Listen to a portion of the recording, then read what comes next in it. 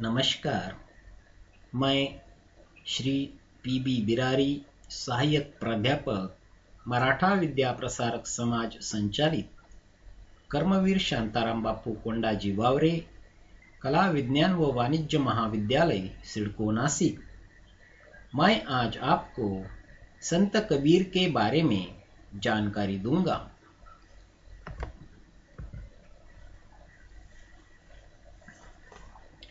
संत कबीर का व्यक्तित्व एवं कृतित्व। व्यक्तित्व।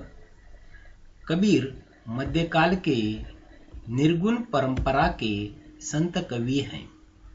माता पिता, जन्म मृत्यु तथा वंश को लेकर विद्वानों में मतभेद हैं। कबीर का जन्म सन 1398 ईस्वी सन में काशी के समीप हुआ है। कहा जाता है कि नीरू और नीमा नामक जुलाह दंपत्ति को काशी के लहरतारा तालाब के किनारे पर कबीर नवजात शिशु अवस्था में मिले। नीरू और नीमा को कोई संतान नहीं थी, इसलिए उन्होंने अपनी संतान मानकर उनकी परवरिश की। आगे चलकर यह बालक ही कबीर के नाम से प्रसिद्ध हुआ। कबीर की पहली पत्नी का नाम लोई और दूसरी पत्नी का नाम धनिया था। उन्हें एक बेटा कमाल और बेटी कमाली थी। कबीर सिकंदर लोदी के समकालीन थे। उनके गुरु स्वामी रामानंद बताए जाते हैं। कबीर की मृत्यु सन 1518 ईस्वी सन में मगहर में हुई है। कबीर बहुश्रुत, परम संतोषी, उदार, निर्भीक, सत्यवादी, संगीत के मर्मज्ञ, मस्त मौला, घुमक्कड़, अक्कड़ और फक्कड़ थे। कृतित्व। संत कबीर पढ़े लिखे न होकर अनपढ़ थे। उन्होंने कुछ नहीं लिखा। उन्होंने इस बात को स्वीकार किया है। उन्होंने जीवन जगत की अनुभूतियों और विचार श्रृंखलाओं को सही ढंग से अपनी वाणी द्वारा प्रकट किया है। कबीर के शिष्य ने पद तथा दोहों को लिखित रूप दिया है। कबीर की कृतियों को लेकर विद्वानों में मतभेद है। बीजक उनकी प्रामाणिक रचना मानी गई है। इसके 3 भाग है, साकी, सबद और रमैनी। कबीर के दार्शनिक सिद्धांतों का सार तत्व बीजक में ही उपलब्ध होता है। बीजक का अर्थ है गुप्त धन बताने वाली सूची। सिखों का धार्मिक ग्रंथ गुरु ग्रंथ साहब में इनके दोहे संकलित हैं। आधुनिक काल में विभिन्न स्रोतों से प्राप्त कबीर के काव्य को कबीर ग्रंथावली में संकलित किया गया है। तो इस प्रकार हमने कबीर के व्यक्तित्व एवं कृतित्व का परिचय यहाँ पर लिया है। आगे हैं संत कबीर के काव्य की विशेषताएं। संत कबीर के काव्य की जो विशेषताएं हैं वह इस प्रकार से दिखाई देती है।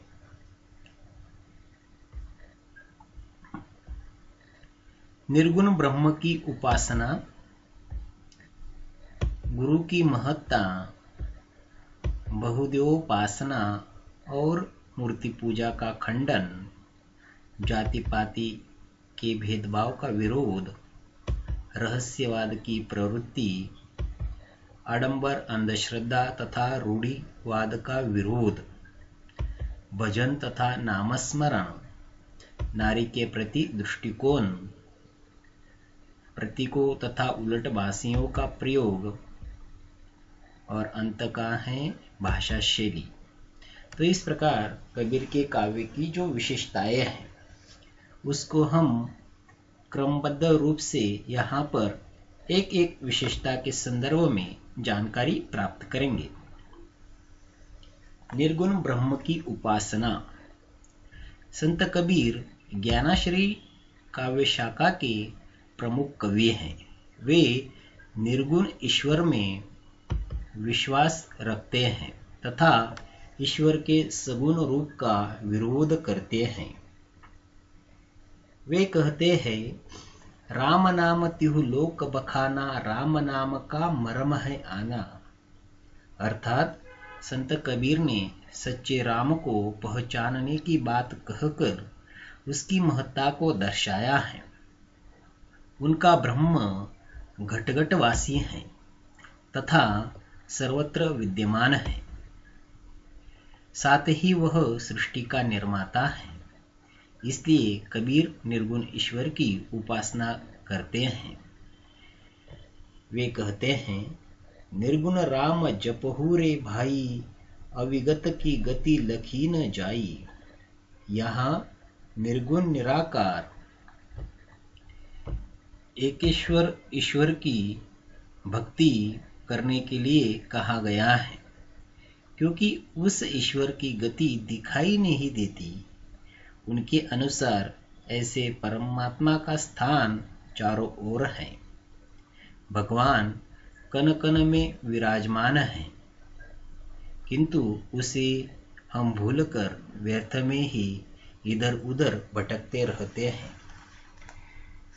कबीर ईश्वर संबंधी एकता स्थापित करते हुए निराकार ईश्वर की उपासना में जोर देते हैं।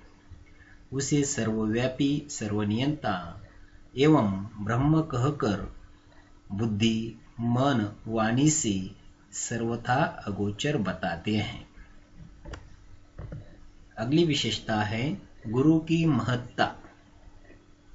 संत कबीर ने गुरु को अत्यधिक महत्व प्रदान किया है। कबीर की दृष्टि में गुरु गोविंद से भी बढ़कर हैं, क्योंकि अगर गुरु रूठे तो उसे मनाना असंभव है और हरि रूठे तो गुरु की सहायता से उसे मनाया जा सकता है। ऐसे गुरु पर संत कबीर नौछावर होकर कहते हैं कि गुरु गोविंद दऊ खड़े, काके लागू पाए, बलिहारी गुरु आपने, जिन गोविंद दियो बताए। गुरु के संबंध में उक्त कथन कहकर कबीर ने गुरु को सबसे बड़ा आश्रय स्थान माना है, जो ईश्वर के रूठने पर भी भक्तों की रक्षा करता है। किंतु गुरु भी उच्च कोटि का होना चाहिए, वह ज्ञान का भंडार होना चाहिए। इसमें शिष्य के संदर्भ में पथ प्रदर्शन की पूर्ण क्षमता होनी चाहिए। ऐसे गुरु को कबीर ने सतगुरु के नाम से पुकारा है। ऐसे गुरु की महिमा अपार होती है। अज्ञानी जीव की ज्ञान शक्ति सीमित होती है। उसे ज्ञान देकर गुरु अनंत उपकार करता है। साधक कहता है कि गुरु ने मेरे अनंत ज्ञान चक्षु खोल दिए हैं। अतः कबीर गुरु की महिमा वर्णित करते हुए कहते हैं कि सतगुरु की महिमा अनंत, अनंत किया उपकार, लोचन अनंत होगड़िया, अनंत दिखावन हार। अगली विशेषता है बहुदेवोपासना और मूर्ति पूजा का खंडन। संत कबीर ने बहुदेवोपासना का विरोध किया है, क्योंकि इन्हें बहुदेव के स्थान पर एक देवता में विश्वास है। इसका अर्थ यह है कि वे एकेश्वरवादी थे। कबीर पर शंकराचार्य के अद्वैतवाद का प्रभाव रहा है। तत्कालिक समय हिंदू मुसलमानों में द्वेष की अग्नि भड़क उठी थी। उसे शांत करने के लिए कबीर ने एक ईश्वर का संदेश दिया है। कबीर जी ने ब्रह्म विष्णु महेश की अपेक्षा परब्रह्म को महत्व दिया है, अर्थात एक ईश्वर को मानकर अवतारों का विरोध किया है, जिसका वर्णन उनके दोहे में मिलता है। जैसे अक्षर पुरुष एक पेड़ है, निरंजन बाकी डार, त्रिदेवा शाखा भये, पात भये संसार। अवतारवाद की तरह मूर्ति पूजा का भी खंडन करते हुए मूर्ति पूजा समाज में एक नहीं अनेक है, जिसको उन्होंने देखा, परखा एवं विरोध किया है। ऐसी प्रथा का वे खंडन करते हुए कहते हैं, पाहन पूजे हरि मिले तो मैं पूजू पहार, ताते ये चाकी भली पीस खाए संसार।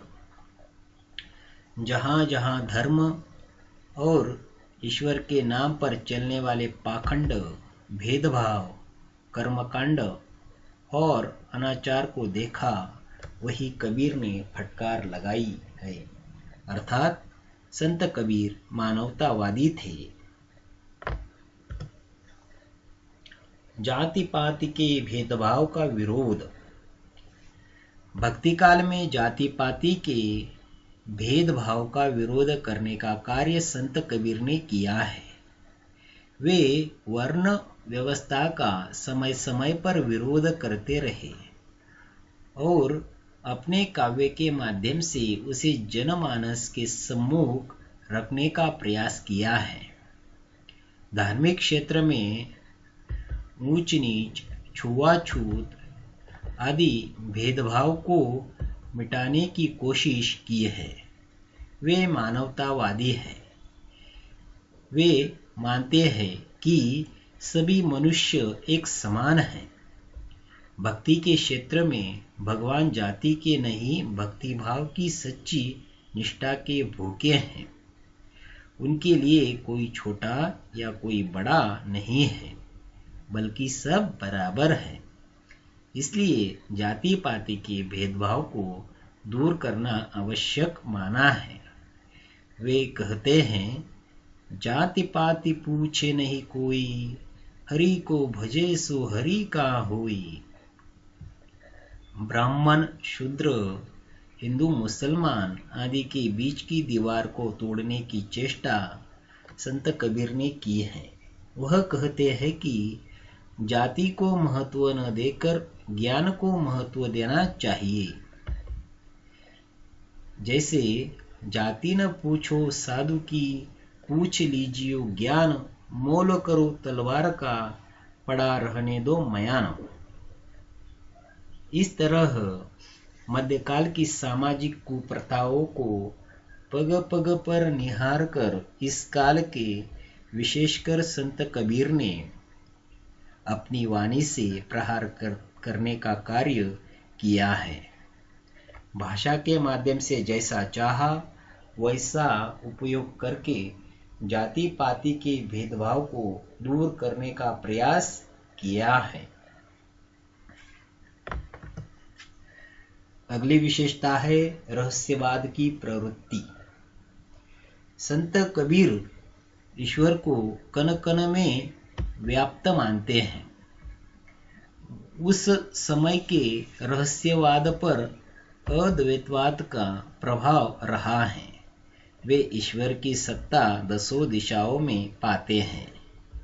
काव्य में परमात्मा रूपी पति का रूप श्रेष्ठ माना गया है। एक जगह तो कबीर ने अपने को उस परम ब्रह्म राम का कुत्ता माना है। आत्मा परमात्मा के संबंध में बार बार कहकर खासकर ईश्वर के रहस्य को उद्घाटित करने का प्रयत्न कबीर करते हैं। मैं तो राम की बहुरिया कहकर कबीर अपने को पत्नी मानकर उस प्रेम को दर्शाते हैं। अर्थात आत्मा पत्नी और परमात्मा पति के रूप में मानने का प्रचलन अन्य ज्ञानमार्गी कवियों की भांति संत कबीर में भी रहा है।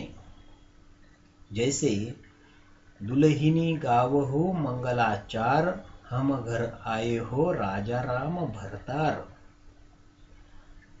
अलौकिक तत्वों के दर्शन संत कबीर के काव्य में होते हैं।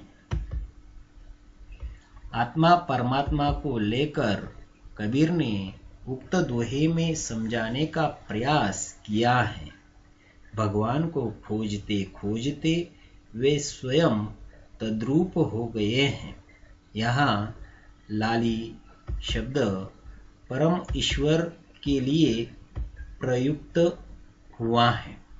जैसे लाली मेरे लाल की जित देखो तित लाल, लाली देखन मैं गई मैं भी हो गई लाल। अगली विशेषता है आडंबर, अंधश्रद्धा तथा रूढ़िवाद का विरोध। कबीर ने समाज में फैली बुराइयों को दूर करने का प्रयास किया है। उन्होंने आडंबरों की खिल्ली उड़ाकर उसे भगाने का प्रयत्न किया है तथा कुरीतियों की कटु आलोचनाएं की हैं। आडंबरों में तिलक लगाना, माला फेरना, रोजा रखना आदि पर कबीर ने प्रहार किया है। व्रत रोजा की भर्त्सना करते हुए ऐसी प्रवृत्ति का उन्होंने खंडन किया है। जैसे दिन में रोजा रहत है, रात हनत है गाय, यह तो खून वह बंदगी कैसी खुशी खुदाए। कबीर सुधारवादी रहे हैं। उन्होंने दिखावा करने वाले पंडित तथा मुल्लाओं की भी निंदा की है। आडंबर, ढोंग ढकोसले पर प्रहार कर मुख में राम, बगल में छुरी वाली प्रवृत्ति पर आघात किया है। उन्होंने कर्मकांड का विरोध किया है। जैसे मुंड मुंडाए हरि मिलय, तो सब कोई लेय मुंडाए, बार बार के मुंडते भेड़ कब बैकुंठ जाए। तत्कालीन समाज लगभग अनपढ़ था, अतः वे अंधविश्वासों से जीवन बिताते थे। उन्हें सजग करने का कार्य संत कबीर ने किया है। अगली विशेषता है भगवान तथा नामस्मरण। कबीर की भक्ति भावना में नामस्मरण का अत्यधिक महत्व है। वैसे तो सगुण एवं निर्गुण सभी भक्त कवि परमात्मा से भी अधिक परमात्मा के नाम को महत्व देते हैं, किंतु निर्गुण भक्ति ने नाम महिमा का अधिक बढ़ा चढ़ाकर वर्णन किया है। वे नाम को ही ब्रह्म मानते हैं, किंतु वह स्मरण हृदय में होना चाहिए। इसमें होठों से भले ही नाम बन जाए, नाम स्मरण करते समय साधक का ध्यान एकचित्त होना चाहिए। ब्रह्म नाम के अलावा बाकी बातों को वे मिथ्या मानते हैं। नाम स्मरण यह मन में होना चाहिए। कबीर ने ठीक ही कहा है। जैसे सहजो सुमिरन कीजिए, हृदय माही छिपाई, होठ होठ सुनना हिले, सकै न कोई पाई। आडंबर किए बिना नामस्मरण ही नामस्मरण है। भजन के लिए होठ हिलाने ही पड़ते हैं, किंतु दिखावे के लिए भजन करना एकदम गलत है। ईश्वर प्राप्ति हेतु प्रेम और नामस्मरण को परम आवश्यक माना है। वेद शास्त्रों को निरर्थक मानकर वे ज्ञानी उसी को कहेंगे जो 2.5 अक्षर प्रेम का पढ़ा है। कबीर कहते हैं कि पोथी पढ़ी पढ़ी जग मुआ, पंडित भयान कोई, ढाई आखर प्रेम का पढ़े, सो पंडित होई।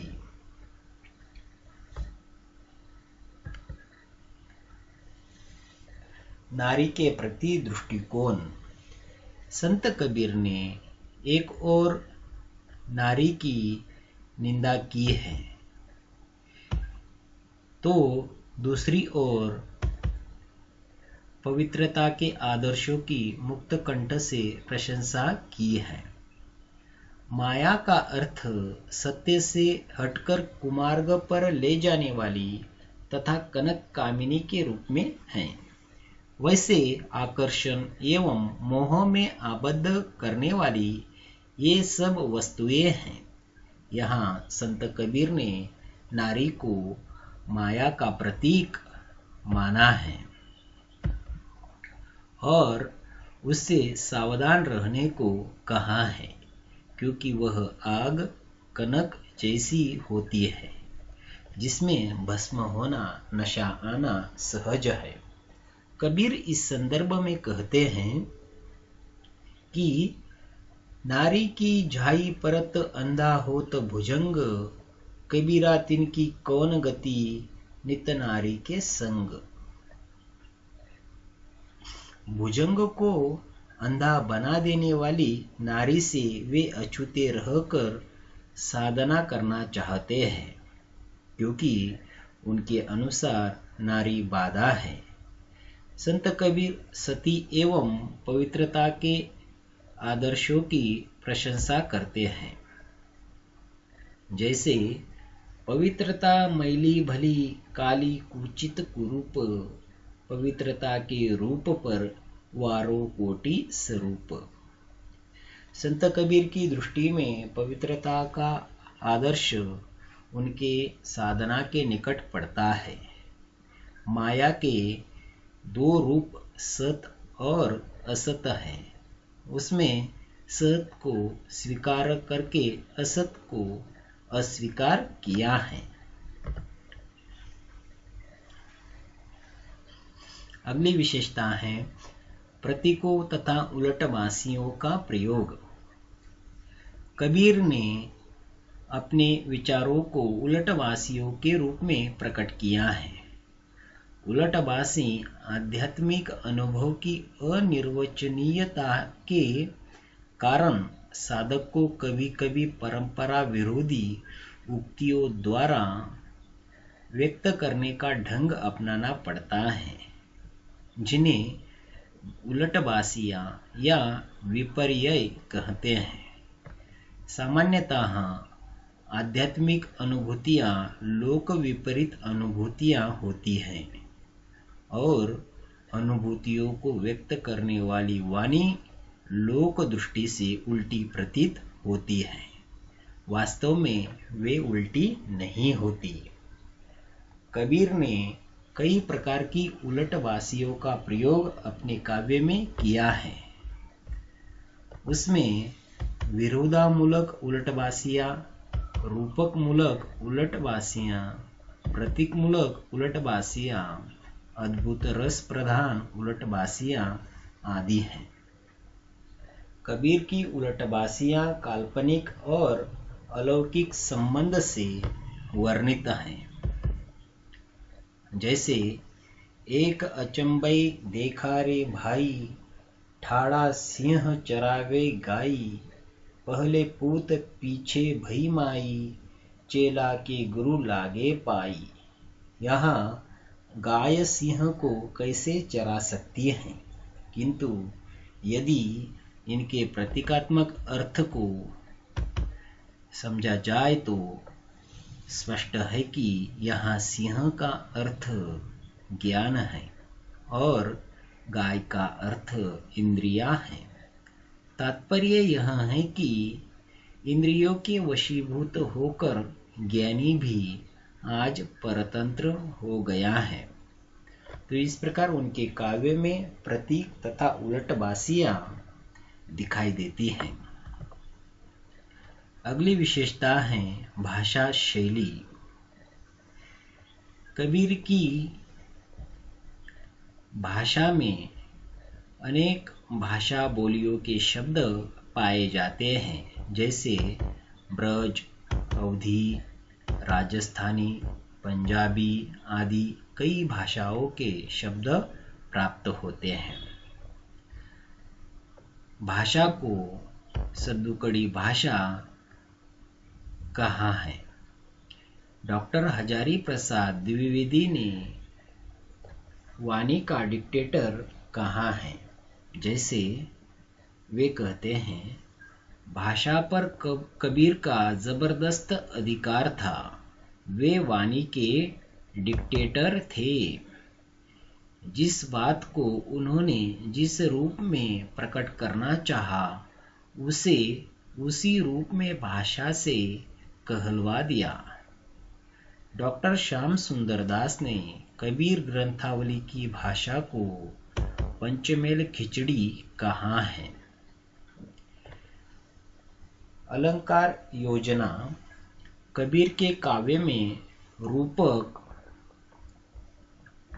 उपमा, यमक का प्रचुर प्रयोग हुआ है। इसके अलावा विरोधाभास, विभावना, अन्योन्योक्ति, उत्प्रेक्षा, दृष्टांत आदि अनेक अलंकारों का प्रयोग हुआ है। छंद कबीर का काव्य मुक्तक रचना प्रधान है। उनके काव्य में गेय पदों की प्रधानता है। उन्होंने अनेक छंदों का प्रयोग किया है, परंतु उनमें साखी, सबद और रमैनी प्रमुख हैं। कबीर ने साखियों का अधिक प्रयोग किया है। कबीर के काव्य में सोरठा, दोहा, चौपाई, हरिपद तथा छप्पय छंदों के उदाहरण मिलते हैं। शैली कबीर की शैली भाषा की तरह अनिश्चित सी दिखाई पड़ती है। उनका समस्त काव्य मुक्तक शैली में रचा गया है।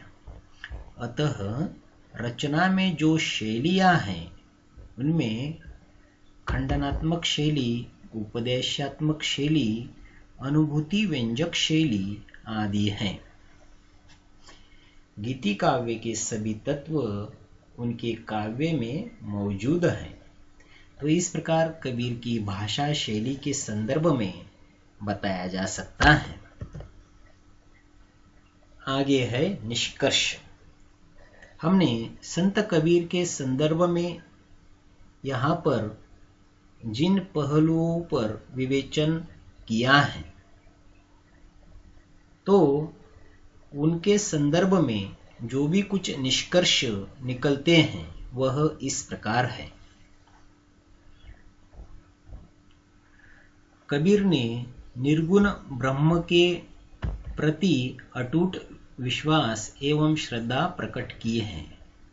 उन्होंने बहुदेववाद और अवतारवाद का खंडन किया है। साथ ही हिंदू मुसलमानों में एकता स्थापित करने के लिए एकेश्वरवाद का संदेश सुनाया है। कबीर ने सतगुरु को सर्वाधिक महत्व दिया है और गुरु को संसार रूपी अंधकार में दीपक की भांति माना है। कबीर के रहस्यवाद पर अद्वैतवाद, सूफी मत और योग साधना का प्रभाव दिखाई पड़ता है। कबीर की साधना का आधार प्रेम है, जिसके आधार पर उन्होंने बाह्याडंबरों का खुलकर विरोध किया है। उन्होंने तीर्थ, व्रत, उपवास, रोजा, नमाज, बलि, तिलक, जप तप आदि की निस्सारता बताई है। बाह्य साधनों की अपेक्षा आंतरिक साधनाओं पर जोर देते हुए मानसिक पूजा एवं ध्यान को महत्व दिया है। केवल नामस्मरण द्वारा ब्रह्म का साक्षात्कार करने का आग्रह किया है। कबीर ने नारी को माया का प्रतीक माना है, उससे दूर रहने की सलाह दी है, लेकिन पवित्रता नारी की मुक्तकंठ से स्तुति की है। कबीर ने आचरण की शुद्धता के लिए कुसंगति के त्याग पर भी जोर दिया है। संत कबीर की भाषा को सद्दुकड़ी भाषा कहा गया है। उनका काव्य मुक्तक शैली प्रधान रहा है। तो इस प्रकार कबीर के संदर्भ में, उनके काव्य के संदर्भ में जानने के पश्चात यहाँ पर जो निष्कर्ष निकलते हैं उसकी चर्चा हमने यहाँ की है। अंत में यहाँ संदर्भ ग्रंथ दिए गए हैं। संत कबीर के संदर्भ में हमने जो जानकारी जिन ग्रंथों के माध्यम से प्राप्त की है, उन संदर्भ ग्रंथों का नामोल्लेख यहाँ दिया गया है। धन्यवाद।